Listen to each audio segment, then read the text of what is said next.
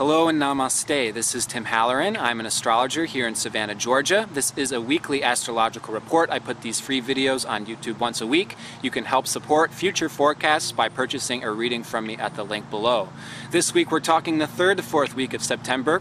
We're talking about this previous moon cycle that has taken us all the way through September up until this point. We're talking about how it's been a very internal, very healing, very deep and profound, digging up of all stuff, transmuting old energy type of month, and there has been some serious stuff happening beneath the surface that's going to be taking us into the next cycle that we will more so be talking about next week. Next week, Monday is the fall equinox. Okay, then Wednesday we have a new moon in Libra. The next month is going to be much more extroverted, much more creative, much more forming communities on the outside. This previous month has been very internal, very introverted, going in deep, dealing with internal crises, dealing with childhood wounds, doing our purges, and healing these parts of ourselves internally.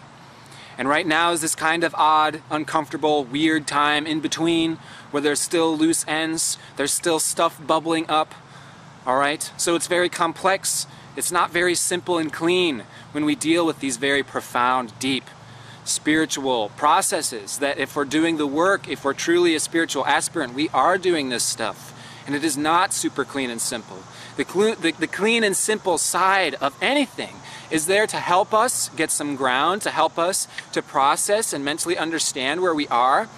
But oftentimes it doesn't give us a really good idea of how sticky things actually are, and that's sort of what we can be feeling this week, is how, it sounds super clean and simple when we're listening to the spiritual teacher, and then when we're doing it ourselves, sometimes there's so much more that comes along with it than we expect at first, okay? And this isn't a problem, this is very good. This is the nature of our spiritual growth and evolution, to be constantly facing challenges that are growing in levels. It gets more and more complex, and this is not a problem.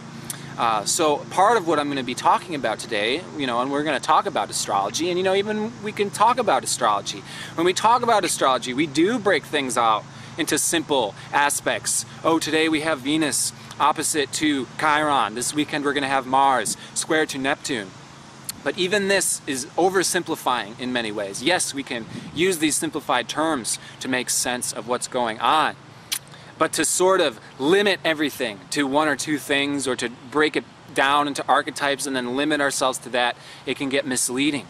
All right? So this whole month has been kind of difficult to talk about astrology because it has been so profound. There has been so much going on beneath the surface. We have been dealing with our own internal karma, our complexities, our own crisis, which is having so many levels. When we talk about Chiron, there is innumerable levels to Chiron. That is the glory and the bliss and the medicine that comes along with it, is that you just can keep getting deeper and deeper and deeper into it. There's no quick answers, there's no quick solutions, and that at the same time is grace, because it is causing us to get deeper and deeper and deeper into ourselves. And as we do that, we start to learn, we start to understand that it's not all bad, and we start to transcend discomfort. It's not that we eliminate discomfort, we transcend it. We start to see the gifts in even the so-called unpleasant things. We start to see the bliss that is inherent in everything, okay? So this last week, we talked about Chiron. We had this full moon in Chiron 2 weeks ago, okay? And that was intense. It was bringing up pains, it was bringing up wounds, it was bringing up relationships dilemma.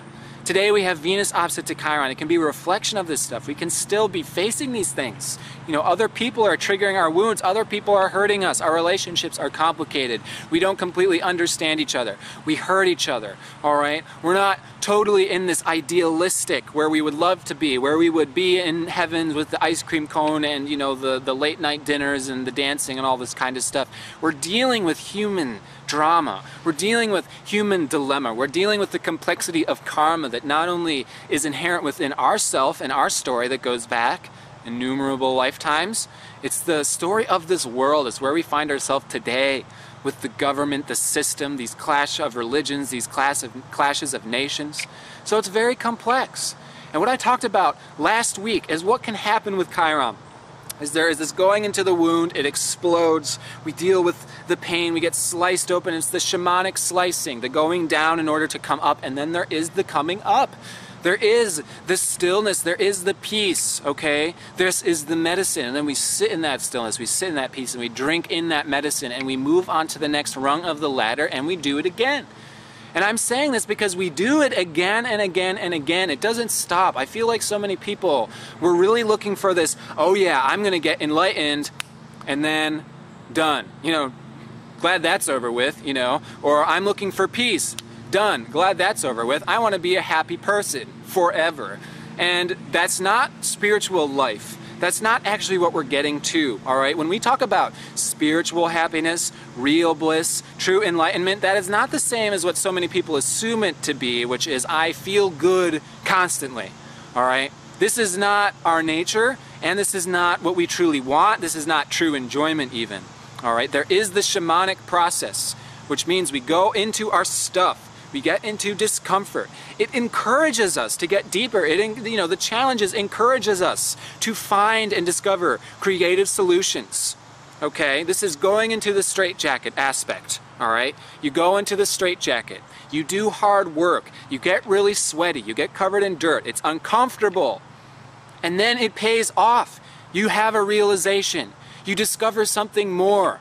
It comes in the form of a paycheck. You know, you can think of it in these terms. You know, this is oversimplifying again, but it's making sense of this complex energy that we're dealing with right now. And then what happens afterwards is the payoff. Something comes in, okay? A surprise happens. Someone leaves freshly baked cookies at your door. And then you get to go inside. And then after a hard day's work, you get to take a shower. You wash the sweat off. You get to lounge around in your bed. You can have a massage, okay? And that's the part that everybody likes to get hung up on. All right, and that's the breathing in, okay? The way that stuff is really enjoyable is if you did enough work to have the next rung on the ladder. That means that I'm relaxing because I did something noteworthy. I'm not relaxing because this is what I want to do constantly, be lazy and lay around and be massaged. I'm relaxing now because I did work and I made progress. I achieved something. I acquired a new level of understanding. I did work within myself. I see from a new lens. I see things differently now. I deal with my friends differently now. I deal with my partnerships differently now. I deal with my parents differently now. I see from a different philosophical output that allows me to appreciate things in a totally new way. My value system has been revised. Okay, this is part of the process. All right? And that's what actually creates this enjoyment where now we can relax and enjoy that next rung up until you get called in to do it again because there's more to the story. There's more there that we're missing. There's more depth. There's another realization to be made. There's another lens shift to be done. There's another perspective to be seen from. This is called doing spiritual work. This is spiritual progress. And the reason I am emphasizing this so much now is this is the stuff that you don't get any credit for from the outside world, you know, the mundane world. You know, when you work your 9-to-5 job, when you get your, you know, award from the government for being a veteran, you know, all these things. You do not get credit for spiritual progress by hardly anybody unless they're very aware of spirituality, okay? And those people are rare. I mean, spiritual progress is somewhat invisible to the outer world. When you're doing serious internal digging, doing serious changes, perspective, lens changes, etc., value system changes, it's not tangible to the outside world immediately. It becomes very tangible over time after going back and forth, back and forth, back and forth, repeatedly, repeatedly, repeatedly. This is called getting life experience, okay? And this takes a lifetime. It doesn't happen all at once, all right? But I'm saying this to actually commend yourself right now because this last month has been a month of serious internal digging. And if we were doing the work, we will and have already made significant progress, and that progress will create ramifications that will become tangible to us on the outside. It's not going to happen right away. It's probably not going to start happening until the next month when it becomes extroverted. We're in this in-between shifting time. But what could happen today with Venus opposite to Chiron? You know, what could happen with, we have a Mars forming square to Neptune this weekend. You know, Mars in Sag square to Neptune in Pisces. I mean, this can feel like we're not getting anywhere on the outside, and even people can, you know, be causing doubts in us and being just like, you've been laying around, you haven't been doing anything for me, what have you done for me? I don't care about your wounds, I don't even understand your wounds, I don't understand what you've been doing internally. All right, and that hurts, and that causes us to be doubtful, this causes us to be hard on ourselves. We want to accomplish a whole lot. That's what the outside world trains us to do. You go to school to get trained to be, you have to be a successful achiever person that can measure your success in a paycheck or a grade point. All right, that's literally what we get trained from the age of 5 up to 20. Is that's how life is. You have to measure your success. Do you have a statue carved out in your form yet? Well, then you're not successful. How many nations have you taken over today? Can you measure it? If not, it's not real success. And this is horribly misleading, because real, tangible progress that we incarnated on this planet, in this body, in this lifetime to do is hard to measure. The real progress that we are making in this lifetime is stuff that is internal. It is our karma. It is our relationship to other people. It has to do with us deconditioning our old paradigm selves that has so much fear and doubt, and moving into a place where we have faith, we have trust in the universe, we have love for God and Goddess. All right? That is not something that you see on the outside. I have love of God. Can I measure that on a chalkboard or anything like that? No. Is it tangible? Yes, if you know what you're looking for. It's very tangible, and it will become tangible to people on the outside. Someone who has love and is blissed out all the time, that's very tangible, okay? But that takes a lifetime of work, and until we get to that point, it's not so much quick fixes, getting it reaffirmed to us and all these things. So right now the moon's in Cancer. Tonight she's going to move into Leo. Then on Sunday she moves into Virgo. We have the old Virgo moon leading us into the new moon in Libra next week. This is a highly subjective, personal, sensitive moon that we're dealing with this weekend into next week. Sensitive to criticism, sensitive to emotions. We're still doing lots of internal processing right now. That's why I'm saying all this stuff. It's all about internal processing. Don't feel bad about internal processing. Don't feel bad about having to shut the door sometimes, having to go inside sometimes, having to explore your deep, intimate emotions. This weekend when the moon's conjunct Lilith in Leo, this is like we're talking about the intimate, deep stuff. We're talking about sexuality. We're talking about personal crisis. We're extroverting it. We're communicating with people, all right? This is why it's going to lead us into this next month that is very extroverted, creative potential, forming communities, all of this. But it begins with ourselves, all right? So the medicine is there, In my last report, I talked about so much the Chiron process, and then it leads to medicine. And then one of my friends on Facebook, Rose Eade, said, it appears that the medicine is being rationed, which I thought was funny. I like that. Because it does appear that the medicine is being rationed. Is the medicine actually being rationed? No, not at all. The only people that are rationing medicine is ourselves. We take as much medicine as we allow ourselves to take. And part of that has to do with we have to descend into the problem, the disease, whatever broken crisis is there in order to receive that medicine. You don't get your arm fixed if you don't go to the doctor and say, my arm is broken, it really hurts. You have to, beep, my arm really hurts. It's very broken here. This is where my wound is. This is where I hurt. This is where I'm struggling. This is where I'm blocked. What can you do for me? Then you get a prescription for medicine. So if you're just wanting medicine and you're not doing anything, if you're not looking where you need it, where it needs to go, you're not going to get medicine. But that's not because it's not available to you. It's because you're not doing the work. So work is involved, and work is uncomfortable, and work means we get sweaty and we get dirty, okay?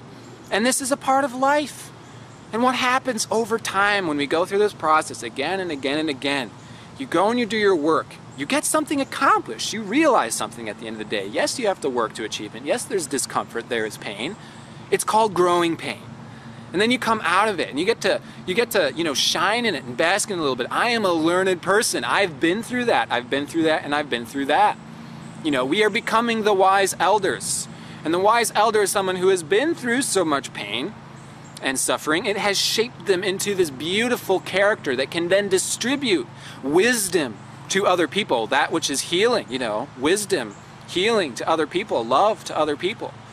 And you notice that even though that wise elder has been shaped by so much of this challenges and personal crisis, and then becomes inevitably transcendent to it, That means that you say something that might even hurt, be a hurtful thing, and it sort of slides off their back because they've been through it so many times, They just kind of give you a funny look and just like, just you wait, you're gonna learn too. You're in the same process as I am. We all have to go through this back and forth process. We all have to look at ourselves in the mirror. We all have to deal with our untied shoelaces. We all have to deal with our scraped knees. And you know what? It's all good. Because you come out of it being smarter, you come out of it being wiser, you come out of it being more compassionate, you come out of it having greater empathy for those who are suffering the way that you've already had to, all right? And then you're not afraid of it. There's no doubt, there's no fear, you've been through it already, okay? So as we go back and forth, and we can feel ourselves going back and forth, we can feel ourselves wanting to go into it, wanting to come out of it, there is the desire for both, you understand? If you were permanently taking a shower is like my example because I love to take a shower, it would not be enjoyable. There's a desire to get out. There is the desire to get back into it, to get back into work, to get even back into suffering. There is this hidden desire. I mean, people are not very conscious of this desire, but it is there. You can even take this as far and as profound as to say, there is this moment of being in the wound, the Chiron moment where we experience the depth of this wound, how many lifetimes it goes back, and it really, really hurts. And this is a eternal moment. You can stay in that moment forever if you want to. And that is a very blissful moment. Our souls really enjoy getting into that moment of experiencing where we have been personally wounded lifetime after lifetime because there is so much flavor, so much profound taste and feeling and experience there. It feels really intense, and our souls actually like that because it contains the story of who we are. It contains our beauty, it contains our nature. All right, that is the part of ourselves that makes us the wise elder. That is an eternal moment. And that eternal moment directly is connected to and leads to the eternal moment of relaxation, of bliss, of letting go, of peace, of nothingness, of serenity, No more story. The story comes up, it explodes, and then dissolves. This is what we talked about next week. Then there is this sort of strange, eerie peacefulness that comes where my ego becomes liberated from the story, and I feel this serenity. And then this is an eternal moment as well, okay? This peaceful nothingness, all right? It's all good. It's all water under the bridge. It's all just experiences playing before my eyes like a movie on the projector screen, etc. Okay, but these eternal moments, we actually are vibrating between them, and we actually don't want one without the other. The eternal moment that is the experience of God and our intimate relationship to God is when both are happening simultaneously. All right, so we can sort of say heaven and hell. It's kind of like a confused, assignment of words. But what we're talking about here is that these eternal sides of the spectrum, and they, you can say they're eternal because you can go infinitely in one direction or infinitely in the other. I mean, our minds and our rationalities cannot process when we get into the depth of how these things actually are. But the whole thing is that we actually enjoy both.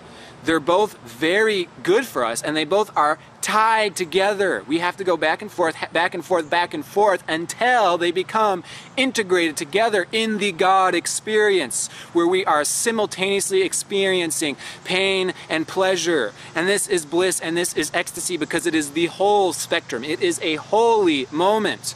So long as you are only seeking comfort, you are fractured. So long as you are trying to stir up the pot because you're so uncomfortable, you want other people to be uncomfortable, you don't want there to be comfort, you are fractured, all right? We are looking for the whole thing, and the whole thing is simultaneous, inconceivable pain and pleasure, union and separation, and that is love. And when we get into and understand what this whole process is, when we understand that the joys and the pain are not separate, they are connected. Your joy is connected to that wound just as much as that pain is connected to that wound. That wound allows you to appreciate that joy, to appreciate that flavor, to appreciate that bliss, just as much as it hurts, all the same way. And this is why Chiron allows us to transcend good and bad duality, which is actually the prison to this world. It is not our discomfort that makes us get trapped to this world. It is the idea that our discomfort is bad, unhealthy, not good. when in fact it is a part of the spiritual birthing process, and we are spiritual birthing still during this time. This is the old Virgo moon. We've dealt with an entire month of purification. Virgo times means we're purifying ourselves, we're cleaning house. Cleaning house is not typically depicted as comfortable, all right? You get dirty, you get covered in stuff, right? And one of my favorite things to do after we clean house is to take a nice refreshing shower. But it's not the shower that makes it so great. It's the fact that you step out of that shower into a clean house. You're up on the next rung of the ladder. You're ready to take on the next challenge. You're ready to move on to something bigger and better and even more profound. So this stuff is coming. But let's not be afraid of this process, and let's get really into it, and let's finish up cleaning house during this old Virgo moon. Let's not take too personally the criticisms of other people as we're finishing up our internal work that they can't see, and furthermore they don't understand, because chances are if they're criticizing you for doing your internal work, they're just not doing theirs. Not everybody is doing the spiritual mission. The spiritual mission is hard work, and yeah, it's going to pay off. You're going to have a clean house, and then next month you're going to invite everybody over and start throwing a party of the new paradigm. We're going to be pushing out all these doubts and all these fears and all these things. So we fall off, get on the horse, fall off, get on the horse. Then we find out that the horse we've been getting on is still the old paradigm horse. We fall off it again, we get back on another horse, it's still the old paradigm. We thought it was a new horse, we get off, we get on. It is okay, it is natural. Don't be too hard on yourself, don't beat yourself up. Don't be afraid to feel uncomfortable things. It's all part of riding where we're going, and it's really going to pay off. We're really going to see this one, but the medicine is only available to you if you are looking at your wounds to where you need medicine.